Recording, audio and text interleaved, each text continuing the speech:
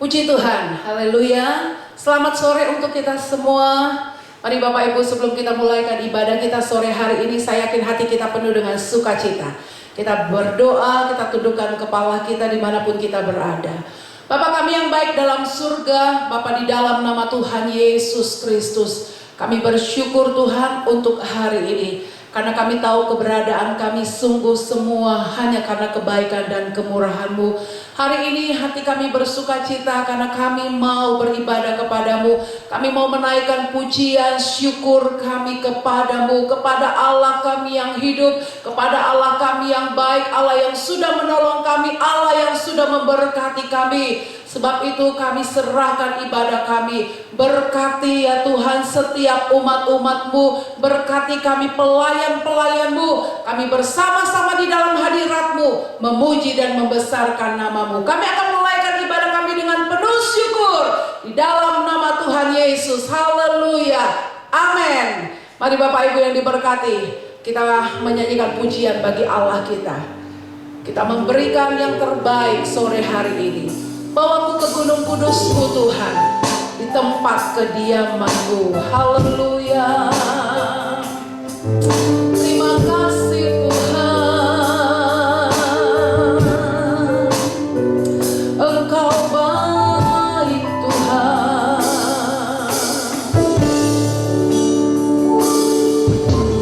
Bawaku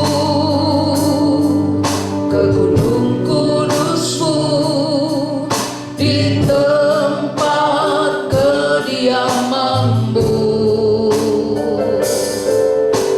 Biar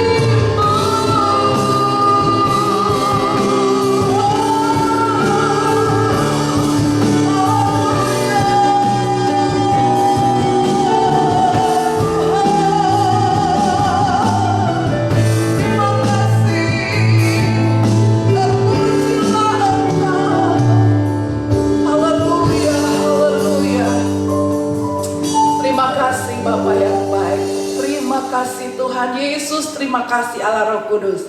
Amin. Puji Tuhan. Masuk hadiratnya dengan hati bersyukur. Amin.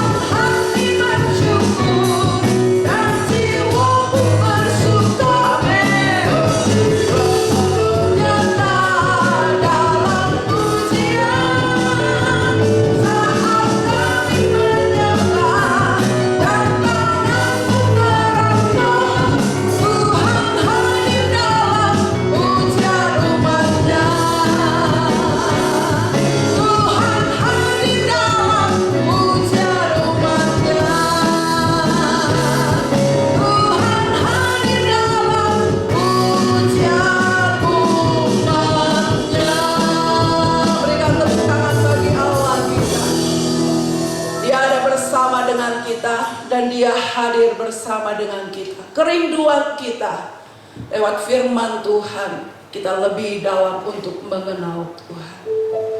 Haleluya. Terima kasih Bapa yang baik. Haleluya, haleluya. Kau baik Tuhan.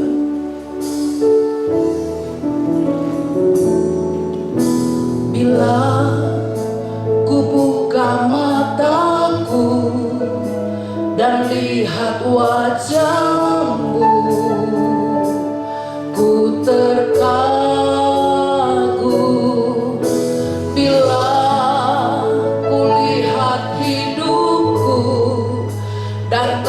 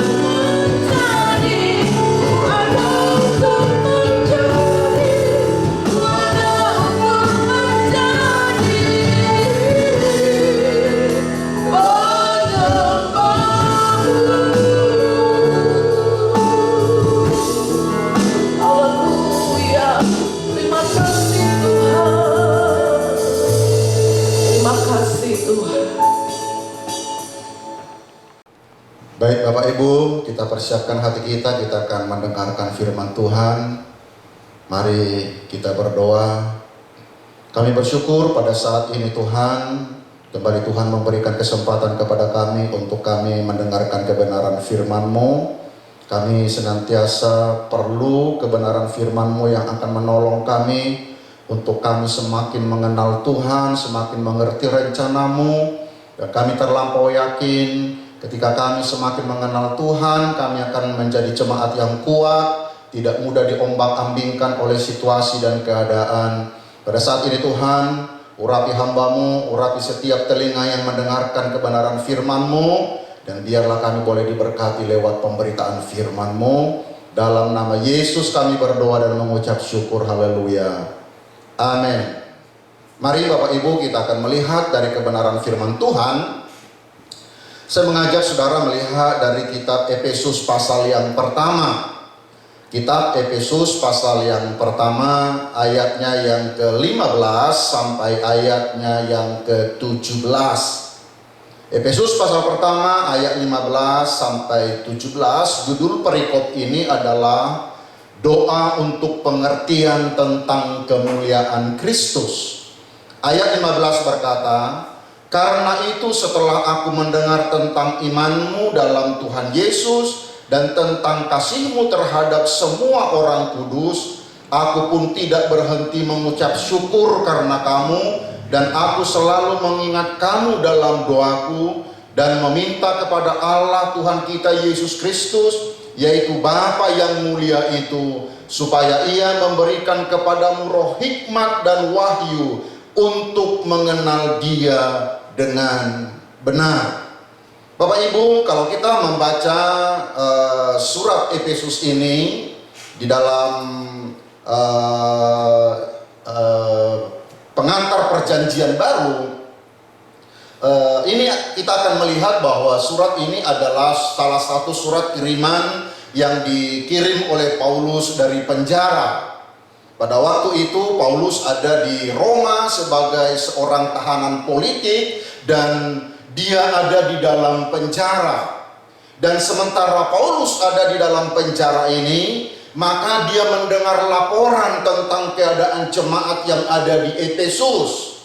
Ada beberapa penafsir berkata bahwa yang memberikan laporan tentang jemaat yang ada di Efesus ini adalah anak rohaninya yang bernama Timotius. Dan setelah Paulus mendengar tentang keadaan jemaat yang ada di Efesus ini, saudara-saudara, itu sebabnya di dalam ayat 15 dia berkata, "Karena itu setelah aku mendengar tentang iman-Mu dalam Tuhan Yesus dan tentang kasih-Mu terhadap semua orang kudus, aku pun tidak berhenti mengucap syukur karena kamu." Nah, menarik sekali kalau kita perhatikan Bapak Ibu, seperti apakah keadaan jemaat di Efesus ini. Ya, untuk memahami tentang keadaan jemaat di Efesus, perlu kita melihat di dalam Kisah Para Rasul pasal yang ke-19. Dalam Kisah Para Rasul pasal yang ke-19, di sini kita akan melihat untuk pertama kali Paulus ada di Efesus. Di dalam ayat pertama dikatakan begini. Kisah Para Rasul pasal 19 ayat pertama, ketika Apolos masih di Korintus, Paulus sudah menjelajah daerah-daerah pedalaman dan tiba di Efesus. Di situ didapatinya beberapa orang murid. Jadi kita perhatikan saudara-saudara bahwa sebelum dia menulis surat Efesus yang kita baca tadi, ternyata di dalam Kisah Para Rasul pasal yang ke-19, Paulus pernah mampir dan tinggal di Efesus. Dan kalau kita perhatikan, maka kita akan melihat di dalam ayat 10, selama 2 tahun Paulus ada di Efesus pada waktu itu. Bapak Ibu perhatikan, saya baca dulu. Kisah Para Rasul pasal 19 ayat 10. Hal itu dilakukannya 2 tahun lamanya, sehingga semua penduduk Asia mendengar firman Tuhan, baik orang Yahudi maupun orang Yunani. Oleh Paulus, Allah mengadakan mujizat-mujizat yang luar biasa. Bahkan orang-orang membawa sapu tangan atau kain yang pernah dipakai oleh Paulus dan meletakkannya atas orang-orang sakit, maka lenyaplah penyakit mereka dan keluarlah roh-roh jahat. Jadi kita perhatikan ketika pertama kali Paulus ada di dalam Efesus, di kota Efesus, dalam Kisah Para Rasul pasal yang ke-19, pada waktu itu pekerjaan Tuhan berkembang dengan luar biasa. Ada banyak mujizat yang terjadi, saudara-saudara. Tetapi dalam waktu yang bersamaan, ketika pelayanan pekerjaan Tuhan maju, maka kekuatan kuasa kegelapan juga berkembang, saudara-saudara. Mereka ingin menghentikan pelayanan pekerjaan Tuhan. Kalau saudara baca mulai dari ayat yang ke-13, di situ ada anak-anak Skewa. Dan bukan hanya dalam pasal ini, saudara, dalam mulai ayat 21 muncul juga seorang yang bernama Demetrius yang menimbulkan huru-hara di Efesus. Jadi saudara perhatikan, ketika pekerjaan Tuhan berkembang maju dalam waktu yang bersamaan, kekuatan dunia ini juga ingin menghentikan pekerjaan Tuhan itu. Inilah situasi yang dialami oleh jemaat yang ada di Efesus itu. Jadi mereka menghadapi tantangan, mereka menghadapi kesukaran, bahkan Paulus sendiri harus meninggalkan Efesus. Karena mereka dianggap pada waktu itu menjadi musuh negara. Kita tahu, saudara-saudaraku, bahwa di Efesus ini bukan hanya penolakan dari pemerintah. Karena pada waktu itu penyembahan kepada kaisar adalah sebuah budaya yang ada di Efesus. Mereka berbeda, orang-orang percaya ini berbeda. Mereka tidak menyembah kepada kaisar. Itu sebabnya mereka dianggap adalah musuh negara. Tetapi bukan hanya masalah dan tantangan daripada negara, dari pemerintah yang mereka hadapi, tetapi juga secara rohani. Karena semua kita tahu, Bapak Ibu yang diberkati Tuhan, di kota Efesus ini berdiri sebuah kuil yang diberi dengan nama kuil Dewi Artemis, Dewi Kesuburan. Dan banyak orang-orang di Efesus ini menyembah dan percaya kepada dewa-dewa ini. Jadi kita perhatikan, baik secara politik, jemaat di Efesus ini menghadapi tantangan. Secara rohani pun mereka menghadapi tantangan. Tetapi yang luar biasa adalah Bapak Ibu yang diberkati Tuhan, ketika kembali kita membaca surat Efesus pasal pertama ayat yang ke-15 tadi, saudara-saudara, ternyata tantangan tidak menghentikan pertumbuhan rohani jemaat ini. Kesulitan tidak memberhentikan pertumbuhan rohani mereka.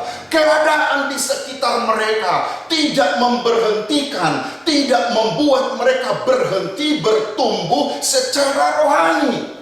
Karena nyata di dalam ayat ini, sekali lagi ayat 15 berkata, karena itu setelah aku mendengar tentang imanmu dalam Tuhan Yesus dan tentang kasihmu terhadap semua orang kudus, aku pun tidak berhenti mengucap syukur karena kamu.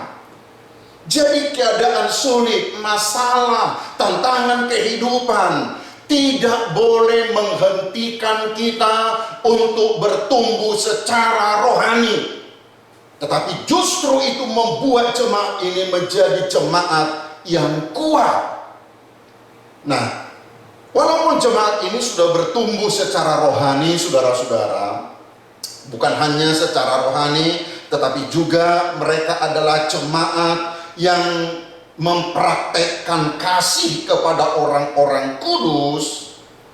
Paulus masih mempunyai sebuah doa untuk jemaat ini. Dan ini yang saya ingin sampaikan pada saat ini kepada kita, saudara-saudara, bahwa apa yang didoakan oleh Paulus ini adalah yang sangat penting.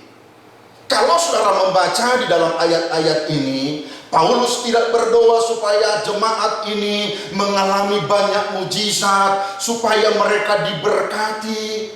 Tidak salah berdoa untuk saudara kita diberkati Tuhan.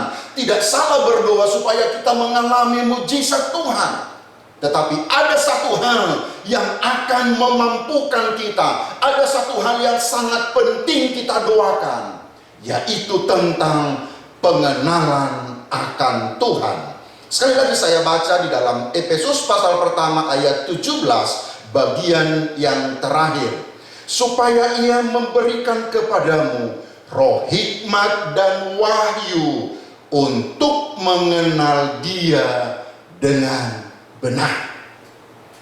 Tuhan Yesus pernah berkata di dalam Yohanes pasal 17 ayat yang ketiga. Yohanes pasal 17 ayat yang ketiga berkata begini. Inilah hidup yang kekal itu, yaitu bahwa mereka mengenal Engkau satu-satunya Allah yang benar, dan mengenal Yesus Kristus yang telah Engkau utus. Jadi saudara-saudaraku, pengenalan kita akan Tuhan akan menentukan bagaimana kekuatan rohani kita. Pengenalan kepada Tuhan akan mempengaruhi arah kehidupan kita. Pengenalan akan Tuhan itu sangat penting. Ada seorang hamba Tuhan yang bernama Martin Lloyd, saudara-saudara. Dia pernah mengatakan di dalam sebuah bukunya, kebutuhan kita paling tinggi adalah mengenal Allah. Kebutuhan kita yang tertinggi bukan kebutuhan jasmani, bukan makan, minum, atau hidup mapan. Tetapi dia berkata, mengenal Tuhan adalah kebutuhan kita tertinggi. Karena ini akan mempengaruhi semua pergerakan hidup kita. Ini akan mempengaruhi pondasi iman kita, dasar pengharapan kita, orang yang mengenal Tuhan. Nah, kalau kita perhatikan di dalam kebenaran firman Tuhan, saudara-saudara, ya, ada orang-orang yang sangat mengenal Tuhan, dan orang-orang ini sangat berbeda. Di dalam kitab Daniel dikatakan bahwa orang yang mengenal Tuhan itu akan tetap kuat dan akan bertindak.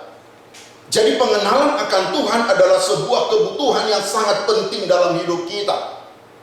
Dan pengenalan Tuhan itu bukan sebuah peristiwa yang terjadi begitu saja, saudara-saudara. Karena bicara tentang pengenalan akan Tuhan adalah sebuah perjalanan hidup yang akan terus kita lalui, yang akan terus kita jalani. Di dalam Filipi pasal yang ketiga, dalam kitab Filipi pasal yang ketiga, kalau saudara membaca ayat 10, ini pernyataan daripada Paulus. Dalam Filipi pasal yang ketiga ayat 10 dia berkata begini, yang ku kehendaki ialah mengenal Dia. Nanti saudara baca seterusnya tentang kuasa kebangkitannya dan seterusnya. Itu yang saya ingin katakan adalah ada sebuah kerinduan dalam hidup daripada Paulus, dan dia katakan itu yang ku kehendaki ialah mengenal Dia. Surat Filipi ditulis adalah sebuah surat yang dia tulis setelah 25 tahun setelah kejadian atau setelah peristiwa di dalam Kisah Para Rasul pasal yang ke-9. Dalam Kisah Para Rasul pasal yang ke-9, saudara akan menemukan di situ perjumpaan Saulus dengan Tuhan sebelum namanya menjadi Paulus. Ketika dengan semangat yang luar biasa ia ingin menganiaya orang-orang percaya, lalu pada waktu itu Allah berbicara kepada Saulus dalam Kisah Para Rasul pasal yang ke-9. Nah, 25 tahun kemudian ketika dia menulis Filipi pasal yang ketiga, saudara-saudara, tetap ada sebuah kerinduan. Dia katakan, yang ku kehendaki ialah mengenal Dia. Apa artinya saudara-saudaraku kalau saudara perhatikan kebenaran ini? Ternyata pengenalan kepada Tuhan tidak boleh berhenti, tidak boleh macet saudara-saudara. Pengenalan akan Tuhan adalah sebuah perjalanan kehidupan kita yang terus kita bergerak. Semakin mengenal Dia, semakin mengasihi Dia. Dalam bahasa asli Alkitab, bahasa Yunani, saudara-saudara, Efesus pasal pertama ayatnya yang ke-17 bagian terakhir itu, kata mengenal di situ dipakai kata epignosis. Epignosis ini artinya adalah mengetahui lebih lengkap, mengenal lebih lengkap. Jadi saudara-saudaraku, ada sebuah kerinduan, ada sebuah doa daripada Paulus kepada jemaat ini, supaya jemaat ini mengenal Tuhan lebih lengkap, lebih baik. Dan saya percaya Bapak Ibu yang diberkati Tuhan, kerinduan kami hamba-hamba Tuhan juga seperti itu. Doa kami kepada Tuhan adalah di masa-masa yang sulit ini, jemaat Tuhan semakin mengenal Dia lebih lengkap, mengenal Dia lebih dalam. Karena ini akan menentukan pondasi iman kita. Pengenalan kita kepada Tuhan akan menentukan arah hidup kita. Dan Paulus katakan di dalam ayat ini, setelah aku mendengar tentang imanmu dalam Tuhan Yesus, tentang kasihmu terhadap semua orang kudus, aku tidak berhenti mengucap syukur.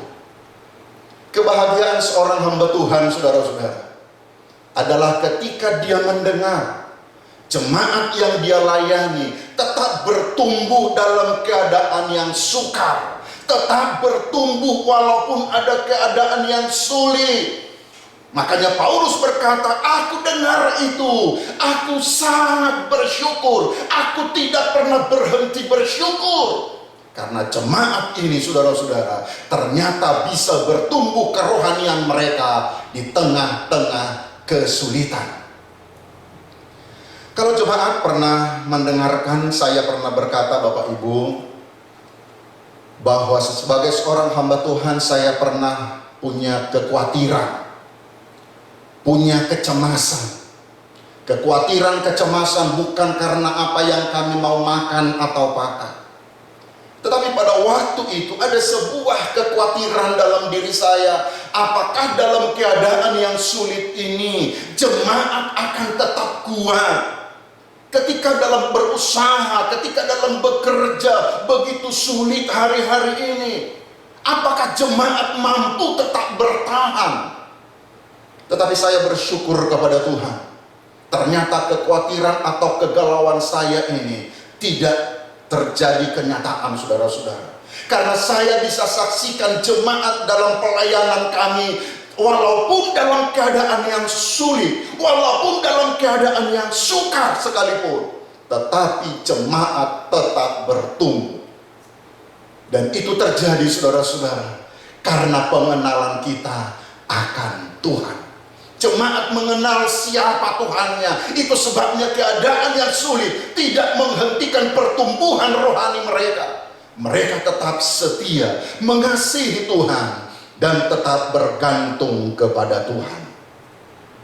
Kalau kita perhatikan Bapak Ibu, Paulus sebagai seorang yang sudah mengenal Tuhan, ada banyak kali di dalam kebenaran firman Tuhan, dalam kesaksiannya, dia menyatakan bahwa yang dia yakini itu tidak mungkin mengecewakan dia. Pengenalan dia kepada Tuhan itu adalah sebuah pondasi dasar walaupun tantangan dan kesulitan terjadi. Coba kita lihat dulu saudara-saudara di dalam 2 Timotius pasal pertama ayat 12. 2 Timotius pasal pertama ayat 12. Ini pernyataan Paulus kepada anak rohaninya, kepada Timotius. Dia berkata, itulah sebabnya aku menderita semuanya ini, tetapi aku tidak malu.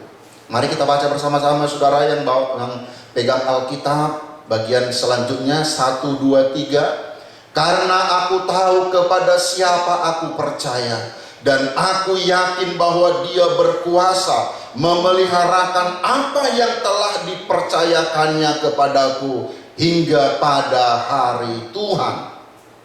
Dia mengenal Tuhan. Makanya dia berkata kepada anak rohaninya ini, saudara-saudara, karena itu sebabnya aku menderita semuanya ini, tetapi aku tidak malu. Kenapa? Karena aku tahu kepada siapa aku percaya. Dalam bahasa Indonesia sehari-hari bagus sekali pengkalimatannya.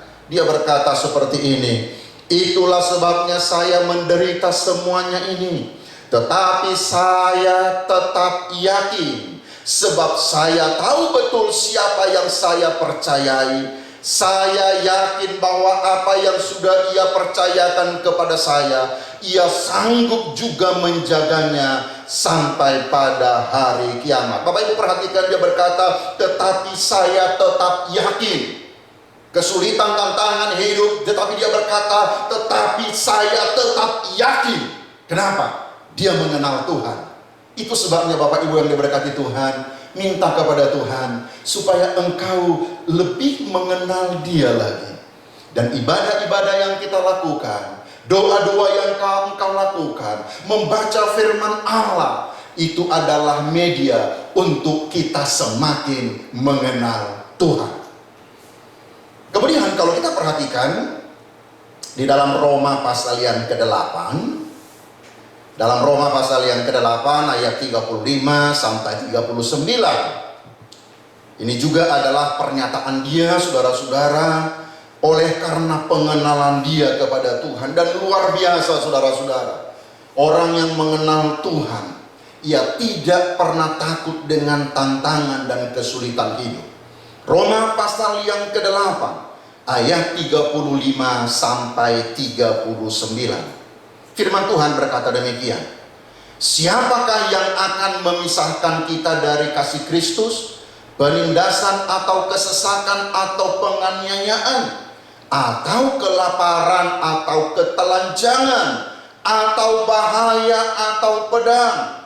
Seperti ada tertulis, oleh karena engkau kami ada dalam bahaya maut sepanjang hari.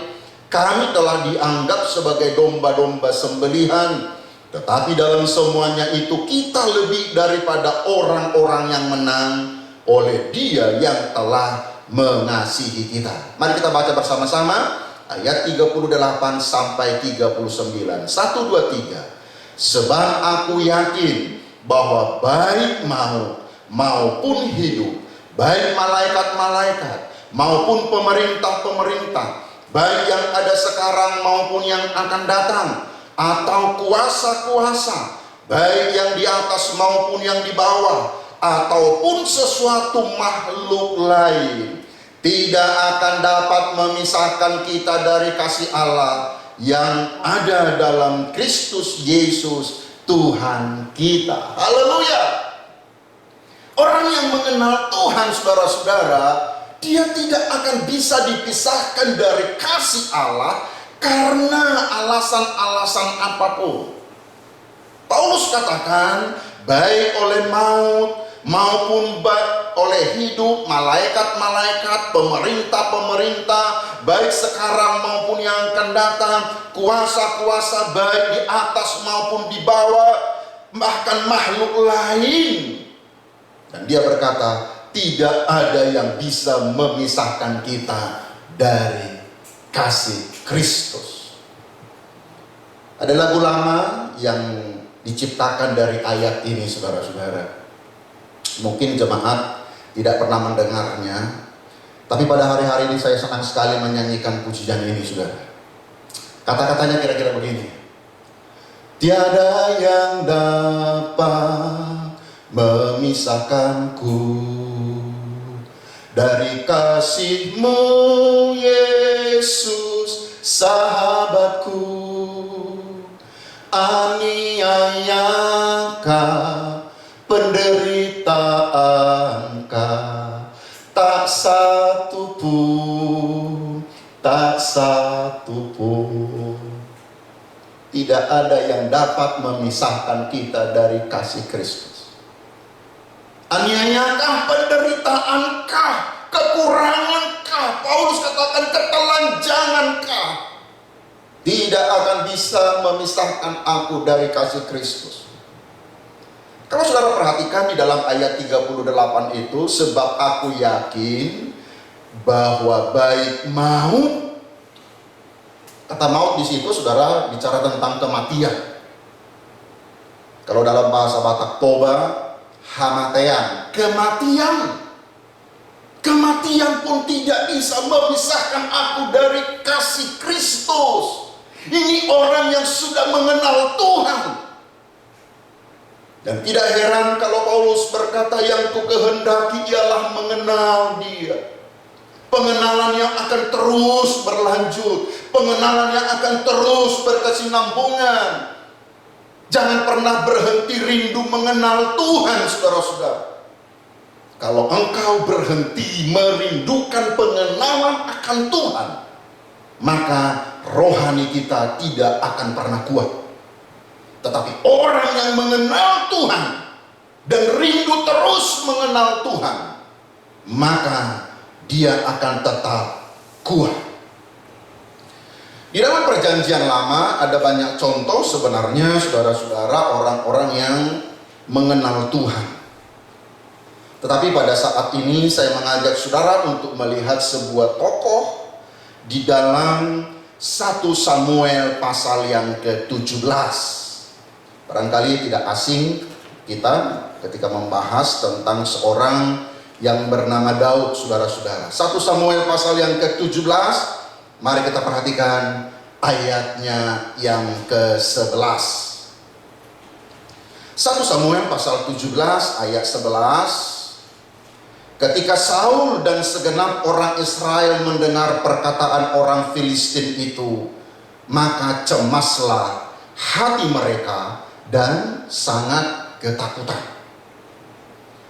Di sini kita melihat, saudara-saudaraku, Alkitab mencoba menginformasikan kepada kita bagaimana keadaan daripada bangsa Israel pada waktu itu.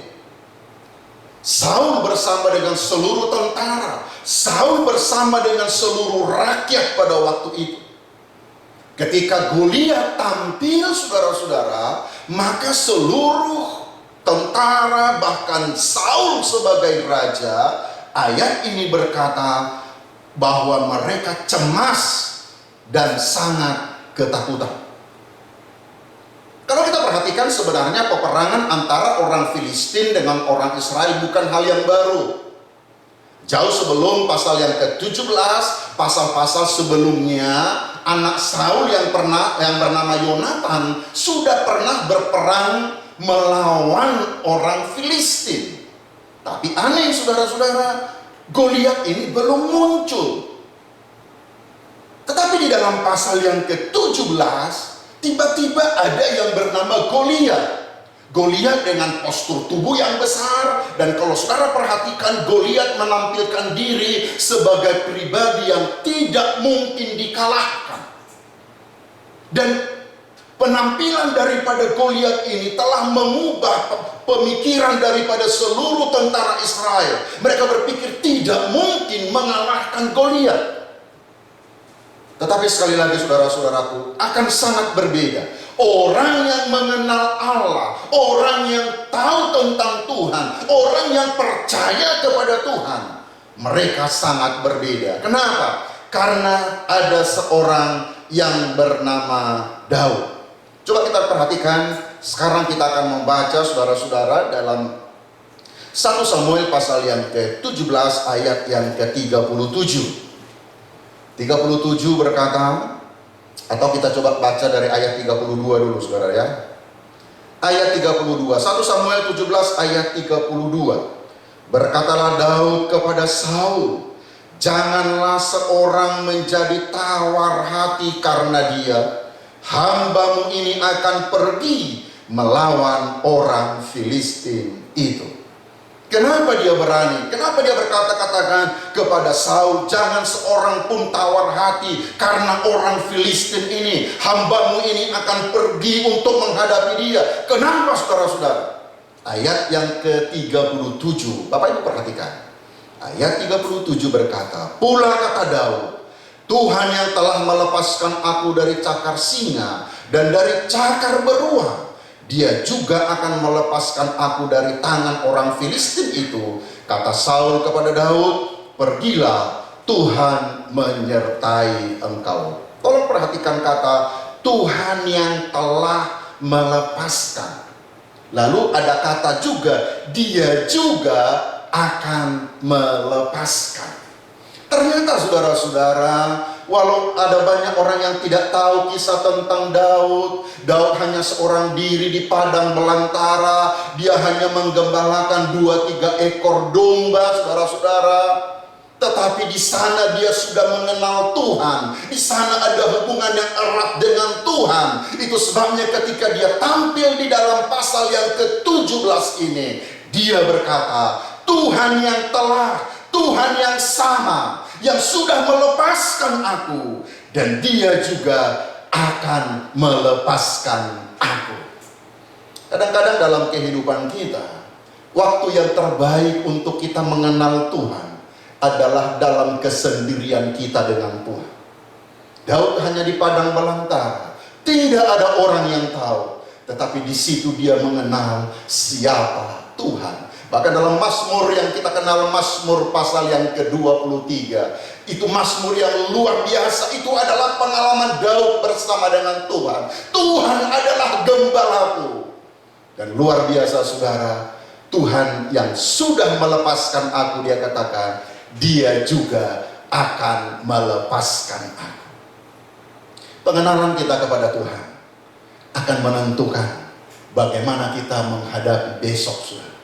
Pengenalan akan Tuhan akan menentukan bagaimana engkau menghadapi hari-hari yang ada di hadapan. Sebabnya mari sekali lagi saudara-saudara, rindulah, buatlah sebuah komitmen kepada Tuhan. Tuhan, aku rindu mengenal engkau lebih dalam. Dan ketika kita mengenal Dia semakin baik, semakin sempurna, maka kita akan tetap kuat. Nah, Bapak Ibu yang diberkati Tuhan, di dalam Alkitab sebenarnya ada banyak sekali orang-orang yang mengenal Tuhan dengan sangat baik. Musa adalah orang yang mengenal Tuhan. Yosua adalah orang yang mengenal Tuhan. Yusuf adalah orang yang mengenal Tuhan. Dan kalau kita perhatikan, walau ada tantangan, ada kesulitan, nanti saudara baca kisah tentang Yusuf.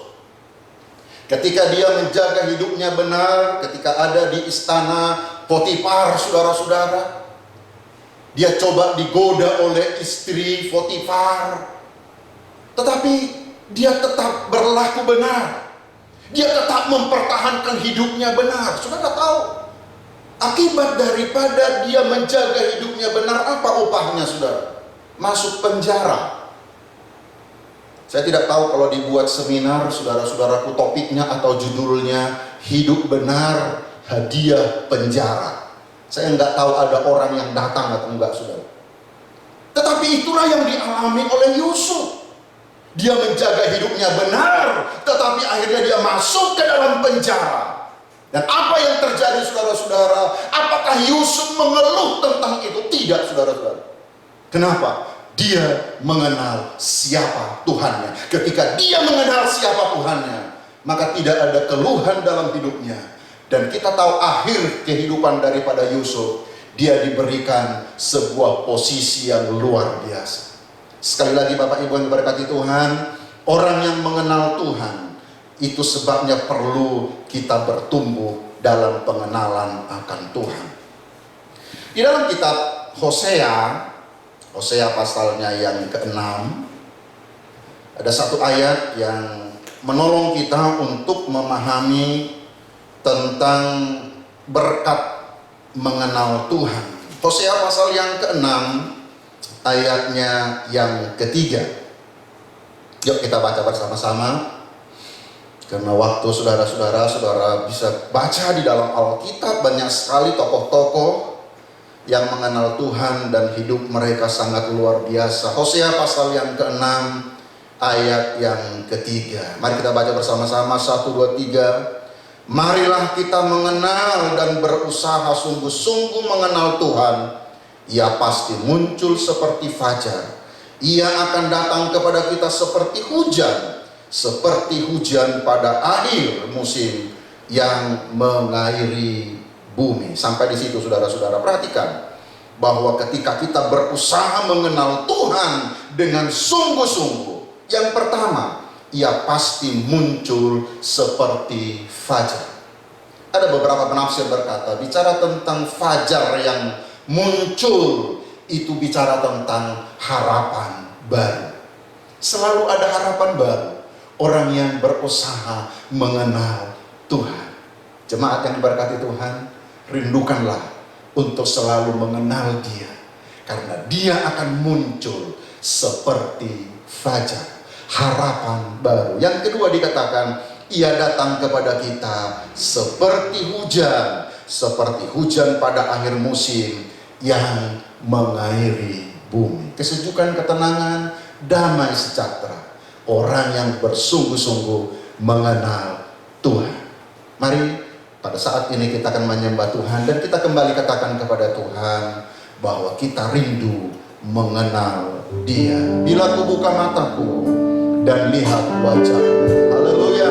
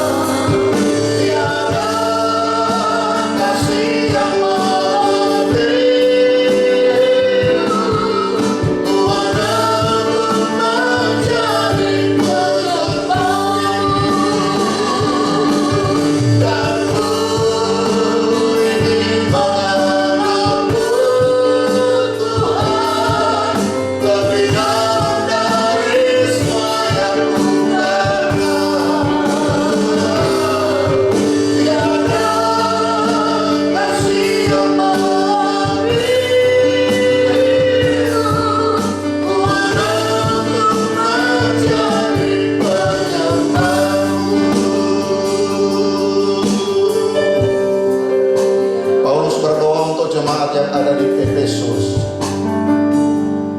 Aku berdoa supaya Tuhan memberikan kepadamu roh hikmat wahyu untuk mengenal Allah dengan benar. Karena dia tahu bahwa pengenalan akan Tuhan akan membuat jemaat ini tetap kuat. Mereka ada di menghadapi banyak tantangan, kesulitan. Itu sebabnya mereka perlu sungguh-sungguh mengenal Tuhan. Sebagai hamba Tuhan, ini juga yang saya ingin sampaikan kepada jemaat. Teruslah bertumbuh dalam pengenalan akan Tuhan, karena ini akan sangat menentukan pondasi kerohanian. Hari-hari ini sulit saudara-saudara, tetapi orang yang mengenal Tuhan, dia tetap kuat. Mari kita angkat tangan kanan kita akan kembali angkat pujian ini. Dan ku ingin bangsamu, haleluya. Dan ku ingin mengenalmu Tuhan,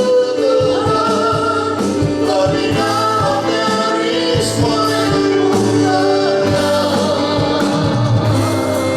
Tiada kasih yang